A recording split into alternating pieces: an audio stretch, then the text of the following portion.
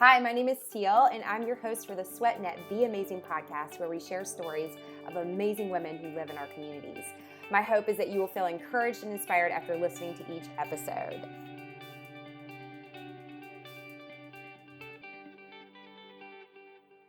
Hi, everyone. Welcome to the Be Amazing podcast on SweatNet. I am your host, Cel, and I am so excited again today. This is episode 42, and I can't wait to jump into who my guest is. But before we do that, there are two things we got to talk about. One is Strong Camp Charlotte. That is happening May 22nd and 23rd here in Charlotte. Yes, here in Charlotte. It's put on by Strong Fitness Magazine. Ladies, you don't want to miss this. We're going to have workouts. We're going to have seminars. We're just going to have some fun together. And it's about time we do that. So go to strongcamp.com and register there, or you can click on the link tree in my bio on Instagram at Cel Smart. So make sure you do that. I don't want you to miss this incredible weekend ahead of us. Then the big weekend is Be Amazing Weekend on October 15th and 16th. Again, it is here in Charlotte. Strong Fitness Magazine is our partner, our title sponsor for this. It's, again, another incredible weekend. We've got events planned that you can participate, or you can just come and celebrate with us. But go to beamazingweekend.com to learn about all the events going on, and you can also register there. And again, follow us on Instagram at beamazingweekend. And again, you can connect with me on Instagram at Cel Smart. So now let's jump into my guest today. So for those of you who are loyal fans of the Be Amazing podcast and tune in weekly, you may remember my podcast episode 38 when I interviewed Grace Gallagher, who is the founder and owner of SweatNet. Well, today I'm excited because Ashley Fortune is one of the most recent affiliates to join the SweatNet family, and she's out of Pittsburgh, Pennsylvania. For those of you who don't know what SweatNet or who SweatNet is, I'm going to give you a little bit of insight. SweatNet is an online and monthly event-based fitness community that brings fitness lovers and boutique fitness studios together for fun, fitness, savings, and friendship. So make sure you go to thesweatnet.com to check it out, see what it's all about. You might find a class that you've never taken that you want to do. You might find an event going on that you want to be a part of. So I just encourage you to do that. Okay, so let's go back and talk about Ashley, and let's talk a little about how she got involved with SweatNet. So she left Seattle and relocated to her fiance's hometown of Pittsburgh, Pennsylvania. She was eager to connect and to be part of the community there, and realized that being a member of SweatNet when she was in Seattle, that how much that did for her and like how much that connected her to the community there. So she decided that this was something missing in Pittsburgh and felt like this was going to be her purpose, like to offer this. So guess what? In 2020, she launched SweatNet in Pittsburgh. And it wasn't but a couple months later when everything got shut down because of the COVID pandemic. Listen to how the advice from her stepfather when she was a little girl inspired her to be brave, fake it till she made it, and just do it. I know these are words that we all need to hear and be encouraged with, and you no doubt today are going to get that with Ashley's conversation. She emphatically proclaims this through all the challenges she's faced and overcome in life. I don't know what I'm doing, but I'm going to go for it. Stay tuned for this incredible conversation with Ashley. Welcome to the show, Ashley. It's so fun to have you on, and let's just jump right in. Tell us a little bit about who you are. Yeah. Hi. Thank you so much for having me. I'm really excited to be a part of it. So my name is Ashley, Ashley Fortune, and I am the owner of SweatNet Pittsburgh. I moved to Pittsburgh about a year ago, actually almost to the day, with my boyfriend, now fiance. And so we're just kind of getting settled into this, new life on the other side of the country, and just getting things kicked off with SweatNet Pittsburgh, as a new business here during, quarantine and all of that craziness. And then of course, I also teach indoor cycling on the side. So that's my little side hustle. But this isn't all that you have just started SweatNet in the past year. Yes. What did you do prior to SweatNet? So I was a corporate girl. I had worked my way up from being a salesperson at Nordstrom, and found myself about 4 years later as a buyer for Zulily. And it just kind of like, I loved it for a long time. And then I kind of just like had this like burning feeling of like wanting to get out of corporate and like take those skills that I had mastered into something that actually like really fueled me and like really was like a passion of mine. So has fitness always been a passion of yours, or is this something that's just kind of been since you were an adult, or were you like that as a child? Fitness, I think that like when I was younger, working out was something that I always knew I had to do. Like my mom always stayed really fit, and so like for me, I always worked out even after, even in high school and all that stuff. But it was kind of like me wanting to find fitness as an everyday thing, like as a lifestyle. I kind of like started getting that mentality, in my mid 20s of like, I need to stop doing this whole like crash workout dieting thing where like I lose weight and I feel great. And then I'm just like, okay, well, now I can start eating chips and hoagies again and, all that stuff and then do it all over again. So, like, I really wanted to find a way to like make fitness sustainable for myself and something that was just like my everyday routine. And so that's what has led you to be with SweatNet. Absolutely. Absolutely. Yes. Just And like this, this whole journey. yeah, well, so before we really dive into how that all came about, Hmm. the one thing I really wanted to start this conversation off, which is steering this whole thing, and this is why I was so excited to talk with you, but you are fearless because you not only left like the comfort zone of where you were living to come to a whole new city, but then you left corporate. Like you pretty much jumped in with both feet, no looking back. And you did this all 2020. I know it's So, crazy. yeah, have you always been fearless and like just have that kind of like, I'm going all in attitude, or is this something that you just have recently just tackled? Like, where did that come from? No, I definitely have not always been this way. I would say like things started to shift for me like more like within my like kind of my mid 20s when I like went to Nordstrom. But I think before then like I was very like much more timid. Like I was always afraid of like failing or like doing something that I wasn't going to be great at. Like and I think of course like as we're younger too and before we get like really settled into who we are, like for me especially like I was always afraid of like what other people would think and I always had like that idea of like judgment from others like in the back of my head, so I think that really like inhibited me from like jumping like right into things. And I think as I got older, when I decided to switch my career and restart it in my mid 20s, I followed my mom's footsteps actually and went as a salesperson at Nordstrom, and I got this whole idea of being there of like that fake it till you make it mentality. And I was like, I don't know how to sell. I don't know how to do any of this stuff. I don't know anything about men's apparel, but I'm going to do it. And I'm going to do it with a smile on my face. And I'm just going to go 100% in and see what happens. And so once I started doing that, being brave in taking things on, like with that really like just pretend like I know what I'm doing and then see what happens. And I was finding that it was working for me.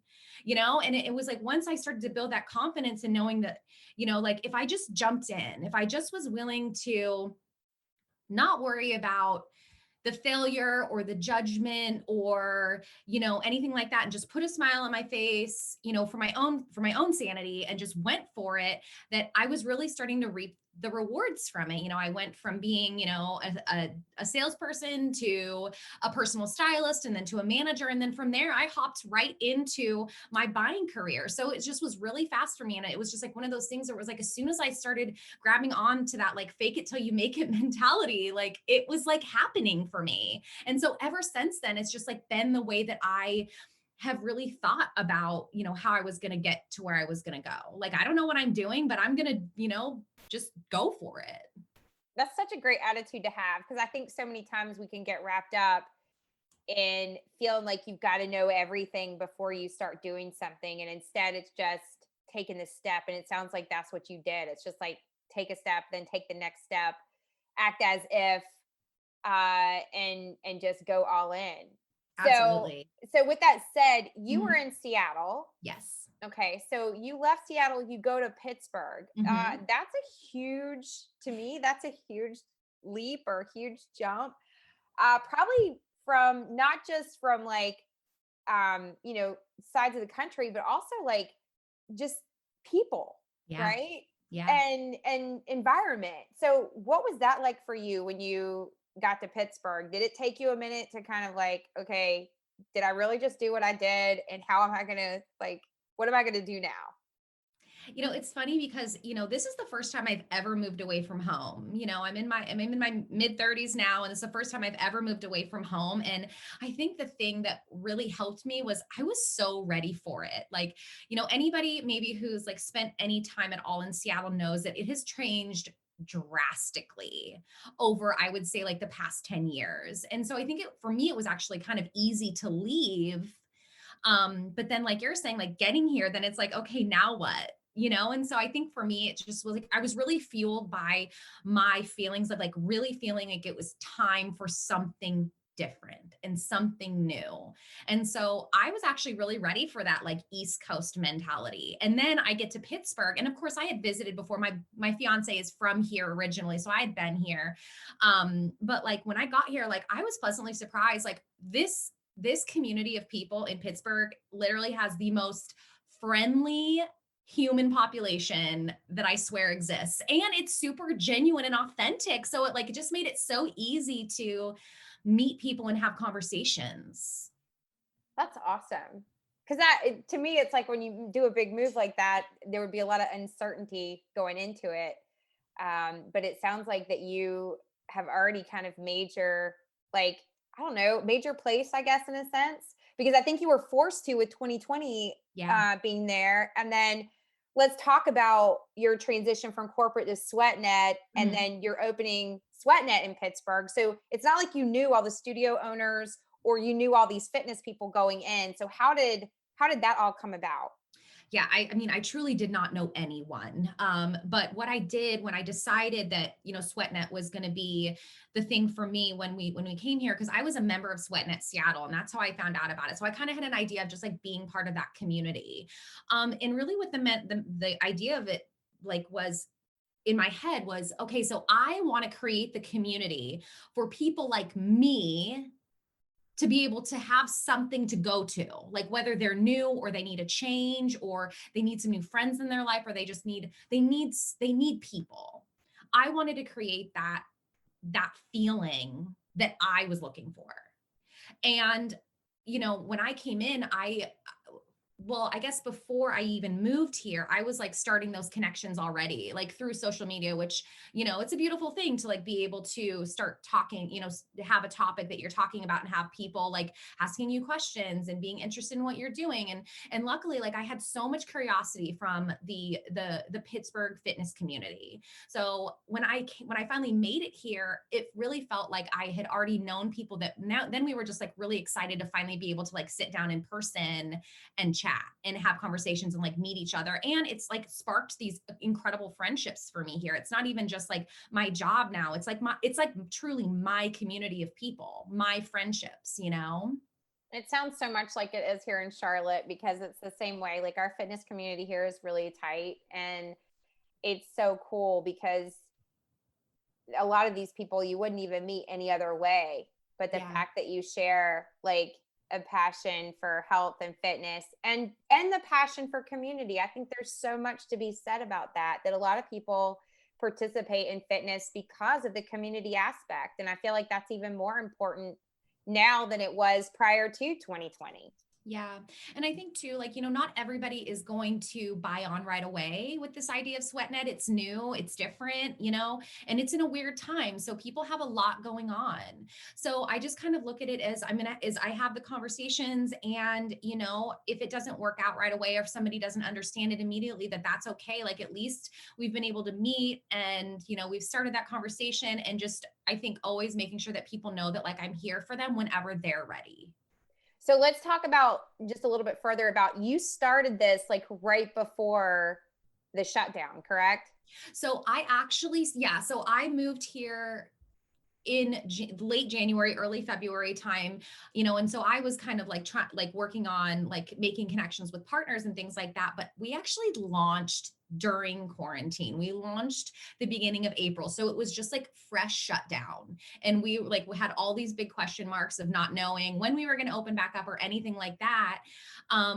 So what I did in that sense is I understood that this wasn't about me and my success. What this was about was the success of our entire fitness community. And I really wanted to show the fitness community, the studio owners, the instructors that, you know, I will have your back no matter what, because if you're not here, I'm not here. So I really leaned into being a voice for those studios that needed support.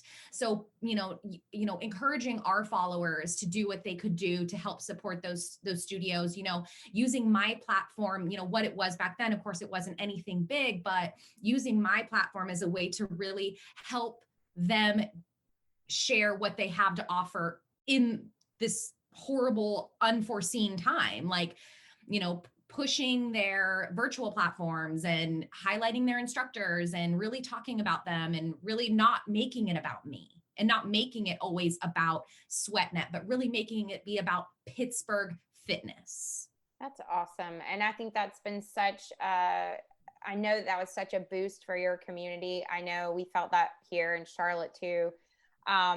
So what were some of because I know that you're supposed to have events, and you even told me, like, when we talked the first time, you're like, yeah, we had an event and it was like, what, 14 degrees. It was something crazy. And you had people show up. So how many of those events were you able to kind of work in 2020? And what did that kind of look like for you? This summer, I would say spring, summer, fall, no joke, was, well, maybe not spring because we were still pretty close then. So summer and fall, we just went wild with outdoor events. Like, we were probably hosting 8 to 10 outdoor events every single month. And I think that helped us so much, being able to just like pop up in any park anywhere, really helped us to build that community. And so now that we have this like incredible core group of both SweatNet ambassadors and members, like they love each other. We've had so many beautiful friendships blossom from what we've been able to do. And so now that it's wintertime and we're kind of, not as able to do the things we were doing with the warmer weather, when we offer something like a parking lot workout in 30 degrees or like an 18 degree, running event like we had the other day, like it's almost like people are like, well, are you going to go?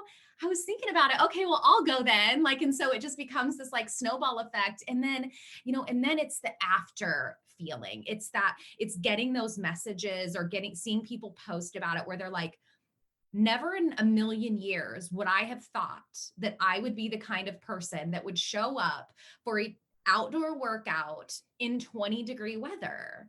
But I feel like a champion now. Like, look at how far I've come. And it's just such a good feeling to know that we're helping people realize that they can get out of their comfort zone. And when they have that support from their community, it's not only them getting out of their comfort zone, but them actually enjoying themselves and feeling like a beast afterwards. This is so great because this is so much the core of who you are. Like, just talking to you, when we first talked the first time and we started talking about all the things that you've done in just like a year's time of, jumping in with both feet, going to a new city, starting a new business in the middle of like, what seems to be, chaos, and a lot of people are shutting down, and just the craziness of 2020. And your attitude is just awesome. Like, and I know that your people in your community feel that, and that's what brings everybody together. I want to know, because you represent the just do it.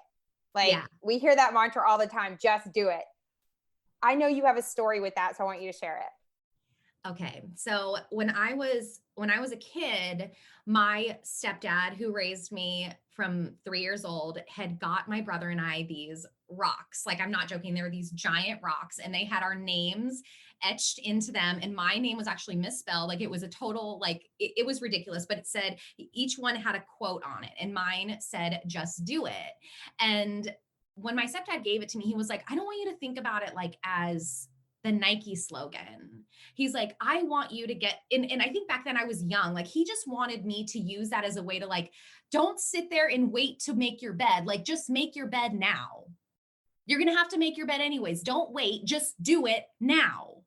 And I think that as I grew up, I started to pick that up for those smaller things. And then it had this like snowball effect for my entire life. Like, to just do it. Like, stop thinking about it, stop over analyzing, stop making excuses or, thinking about worst case scenario, just go for it. And so it was funny because a couple years ago, when my fiance and I moved into our first house, I thought about that rock because I thought about it a lot. Like, just do it has literally been etched in my head after having that for so long. And I called my stepdad and I was like, hey, do you still have that rock out in the yard somewhere? And he was like, actually, yeah, I do. Why? Do you want it? And I was like, yeah. And I was kind of telling him how, like, I think about it all the time in my daily life and when I'm trying to get things done. And it was so cute because he was like, so what you're saying is it worked. And I was like, yeah, it totally worked. And I think it like was such a prideful moment for both of us to know that, like, he had this idea in his head about like how he was going to help to fuel me, and him and I both knowing that it made such a huge impact on my perception. That's so cool. Like, Yeah. and it goes to show that it does, like, you were what, 3? I was 3 when he came into my life. The rock When came did into the my rock life. I come was in? probably about like maybe 10. Okay. But it just goes to show, like, even as a kid, like, it's those things that can make such a huge difference. Like, just what he did for you, that, and is like you said, like the rock, and you now, do you have that I somewhere in still your have off? it. Yep, Okay. I will keep it forever, and it will live it will live on because it's a rock and it's not going You're gonna anywhere. pay it forward. You're gonna pass it on. Like, what a great story. Like, I love this. I didn't even know this story, and it just, like, it totally makes me happy. I love things like that. And mainly because, like, I love anything that there's like a reason why, like there's something behind it. And I love that just do it isn't just a slogan for you. Like, it really means something, and it truly represents everything that you've done up to this point in your life, with the leaps that you've made.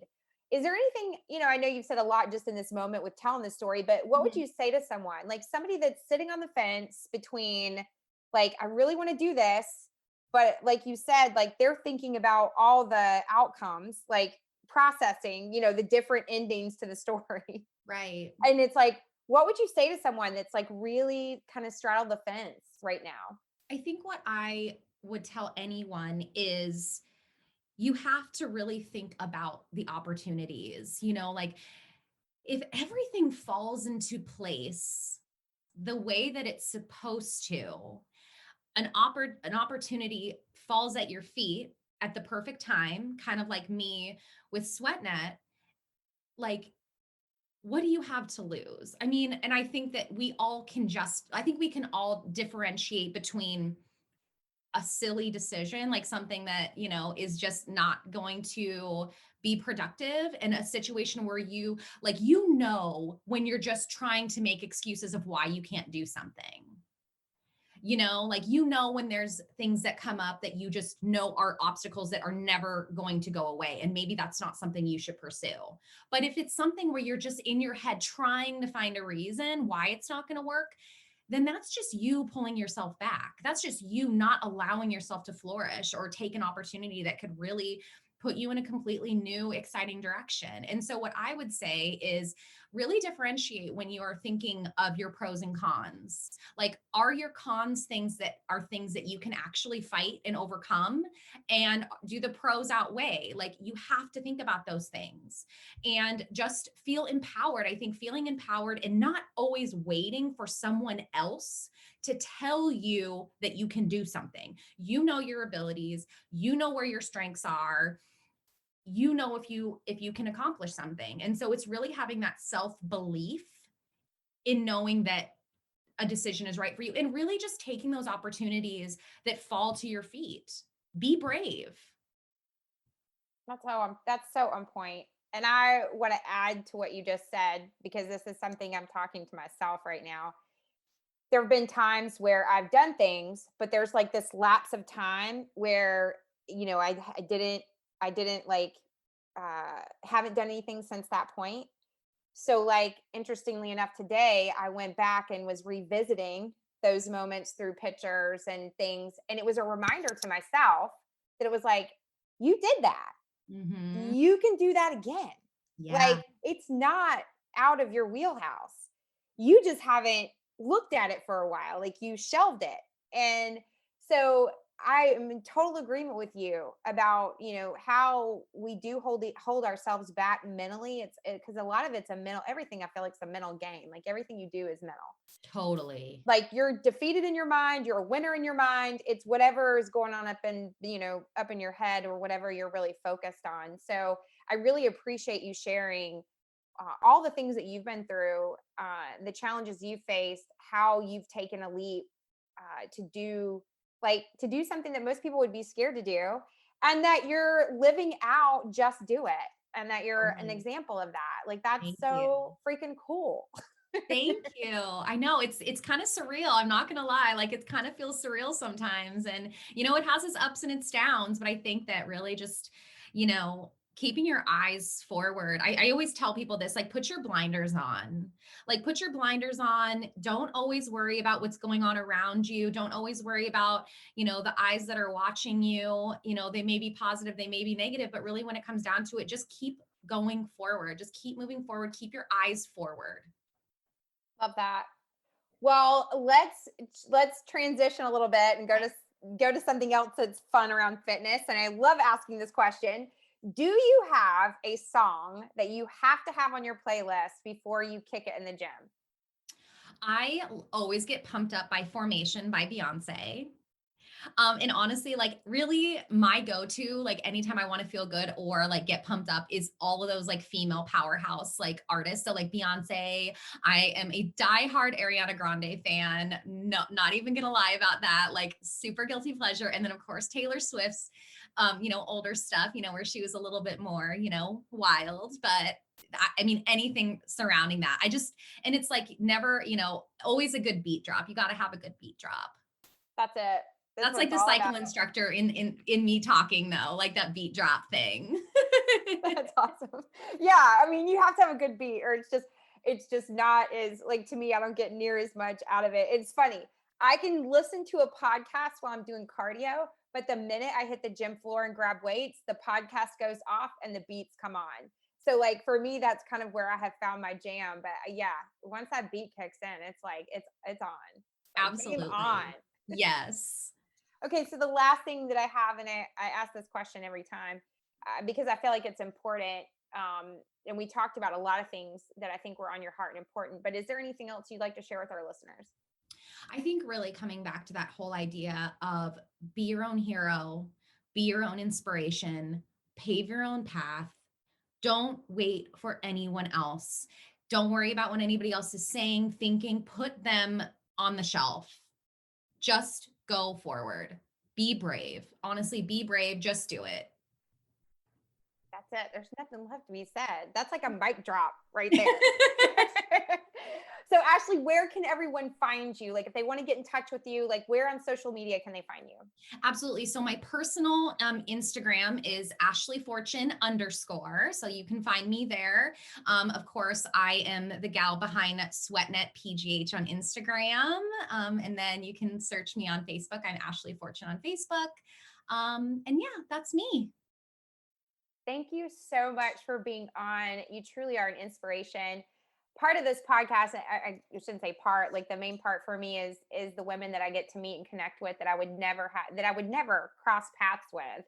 And so I'm so glad that we've crossed paths, and I look forward Totally. to getting to know you moving forward. I know. This is I really great. appreciate your time on the show today. Thank you so much. This was awesome. So fun. I just love talking about this kind of stuff. So this was great.